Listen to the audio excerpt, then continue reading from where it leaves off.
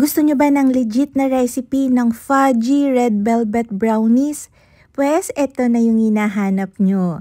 Sasamahan pa natin yan ng hindi nagme-melt, napaka-stable at napakasarap na cream cheese frosting. Kaya huwag na nating patagalin yan at simulan na natin.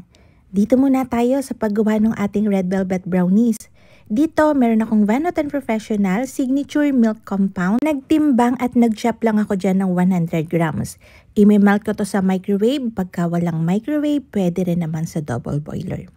So, after nating ma-melt yan, dito naman sa isang bowl, magka-crack ako ng 2 pirasong large na itlog. Lalagyan ko yan ng 400 grams ng condensed milk. Kahit anong condensed milk naman, kahit low-end or high-end, pwede. Maglalagay din tayo dyan ng 1 and 1/2 cups ng light brown sugar, 1/2 teaspoon ng salt, and then imimix ko yan gamit ang hand mixer hanggang sa maging frothy na siya and halos matunaw na yung sugar. Baka isipin nyo, sobrang tamis naman yan, may condensed na, may asukal pa. Actually, hindi. Oo, saktong-sakto lang yung sweetness niya. After kong mahalo yung sugar tsaka yung ating condensed milk, halos matunaw na yung sugar, naglagay ako doon ng 1 cup ng oil, any oil, palm oil, coconut oil, pwede. And then, para maging flavor na instant na red velvet brownie siya, naglagay ako dyan ng 1 and 1/2 tablespoon ng red velvet emalco. Sobrang ganda na ng kulay kagad niyan, pati flavor nandun na din.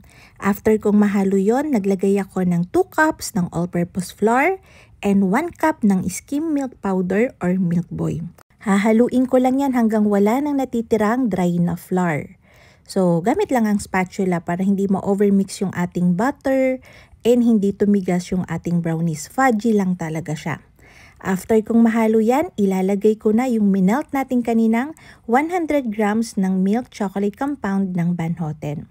So, ifo-fold ko lang yan until well combined. So, eto na yun. Eto na yung butter natin para sa red velvet na fudgy. Sakto lang yung tamis, may flaky top. Basta, masarap talaga siya. So, ganyan yung texture niyan after nating mahalo. Ita-transfer na natin to sa baking pan. 10x40 na may sapin ng parchment paper yung ginagamit ko dito. Ipapantay ko yan. Medyo manipis yung kakalabasan ng brownies natin dito. Kung gusto nyo ng medyo makapal, pwede kayong gumamit ng 10x10 na square pan. So, binake ko yan sa preheated oven na may 170 degrees Celsius for 28 to 30 minutes. Kapag kaahon nyo sa kanya, malambot pa yung center pero mas firm na yung nasa gilid. Dito naman tayo sa paggawa ng cream cheese frosting natin na napaka-stable, napakasarap, ang ganda ng mouthfeel. Magme-melt lang ako dito ng white chocolate ng Van Houten Professionals. So, 400 grams yon, minelt ko lang siya sa microwave. Kung wala kayong microwave, pwede rin sa double boiler. Dito naman, magme-measure lang din ako dito ng 400 grams ng cream cheese. Kahit anong paborito nyong cream cheese, okay lang. So, i-double boiler ko to para lumambot, maging creamy yung texture ng ating cream cheese.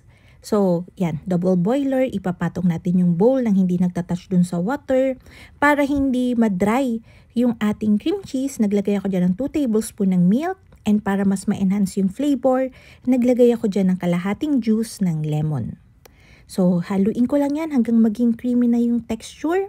Super easy nga lang nitong gawin, kaya ko siya double boiler kasi hindi talaga ako naglalabas ahead ng cream cheese kasi 'di ba prone sa amag siya pagkat natagalan. Kaya laging cold yung cream cheese ko kapag kakailangan ko na siyang gamitin. Pwede namang i-double boiler para mas maging smooth.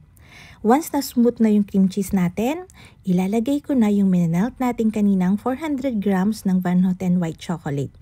Imimix lang natin yan and then ganito na yung magiging texture niyan. Isasalin ko lang siya sa container para mag-set. I-rest ko siya sa freezer for 30 minutes to 40 minutes. Pag sa chiller, around mga 2 hours. Tinakpan ko syempre ng cling wrap.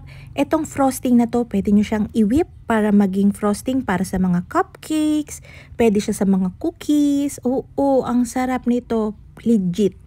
So, eto na yung brownies natin. Nung lumamig na siya, tinoob ko lang. Tinanggal ko yung parchment paper. Medyo madikit. Pero kung gusto nyong dire-diretso yung pagtatanggal ng parchment paper, malinis, i-rest nyo siya overnight. Doon, mas madali na siyang tanggalin. So, i-slice ko to ng 12 pieces lang. 8 by 8 cm. Kung gusto nyo ng mas maliliit, pwedeng-pwede. Kahit anong size, pwede. So, Kung gusto nyo naman na medyo makapal, palit kayo ng baking pan. So, pinipe ko lang ng ganyan yung ating cream cheese frosting. Bahala na kayo, pwede nyong i-spread yung cream cheese frosting natin, tapos lagyan nyo ng mga decoration. Ako medyo syala kasi yung ganitong style. Ewan ko, sa mga coffee shop, puro ganito yung nakikita akong design. Nagtabas ako dyan ng konting nasa sides, tapos pinood processor ko para ito na rin yung pang toppings natin. So yan, ilalagay lang natin siya sa ibabaw. Oh, diba ang syala na? Madali lang siyang gawin, I swear. Hindi na tayo nag-add ng sugar, kaya sobrang smooth nung texture ng cream cheese frosting natin. Sakto na kasi yung nasbibigay na sweetness ng Van Houten Professional na white chocolate natin. Kaya ayun ang mga kalutong tinapay. Sana'y nagustuhan niyo yung ating video for today. Magkita-kita tayong muli. Ito pong muli ang lutong tinapay. Bye-bye!